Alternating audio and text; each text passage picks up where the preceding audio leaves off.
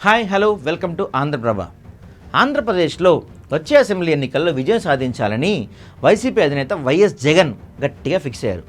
Why not 175 అంటే 175 స్థానాలు సాధించాలని తమ పార్టీ శ్రేణులకు ఆయన గట్టిగా చెప్తున్నారు.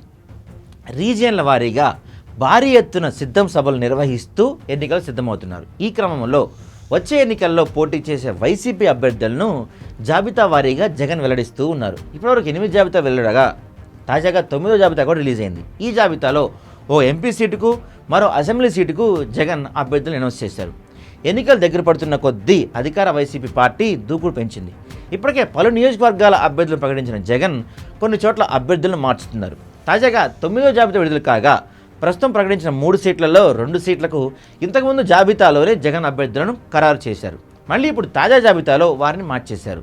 తాజా జాబితా ప్రకారం నెల్లూరు లోక్సభ స్థానం నుంచి వైసీపీ అభ్యర్థిగా విజయసాయిరెడ్డి అనౌన్స్ చేశారు. ప్రస్తుతం విజయసాయిరెడ్డి రాజ్యసభ సభ్యుడిగా ఉన్నారు.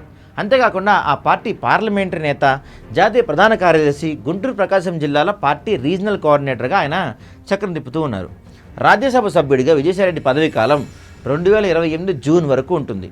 ఆయన్ను ఇప్పుడు నెల్లూరు ఎంపీగా ప్రకటించడం హాట్ టాపిక్గా మారింది. ఇంతకుముందు జాబితాలో నెల్లూరు ఎంపీ అభ్యర్థిగా ఢిల్లీ లిక్కర్ స్కామ్లో నిందితుడిగా ఉన్న శరత్ చంద్రారెడ్డిని జగన్ ప్రకటించారు. ఇప్పుడు మళ్ళీ ఆయన మార్చేసి విజయసాయిరెడ్డిని బరిలో దింపుతున్నారు.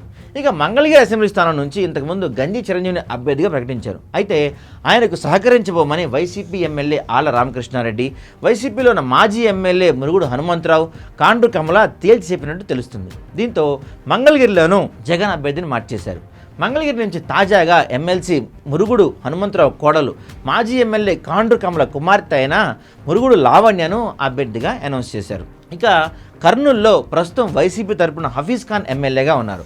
ఆయనకు వచ్చే ఎన్నికల్లో సీట్ నిరాకరించిన జగన్ ఆ స్థానాన్ని కొద్ది రోజుల క్రితం ఐఏఎస్ పదవికి రాజీనామా చేసిన ఇంతియాజ్ కేటాయించారు. వచ్చే ఎన్నికల్లో కర్నూలు అసెంబ్లీ స్థానం నుంచి వైసీపీ తరపున ఇంతియాజ్ పోటీ చేయనున్నారు.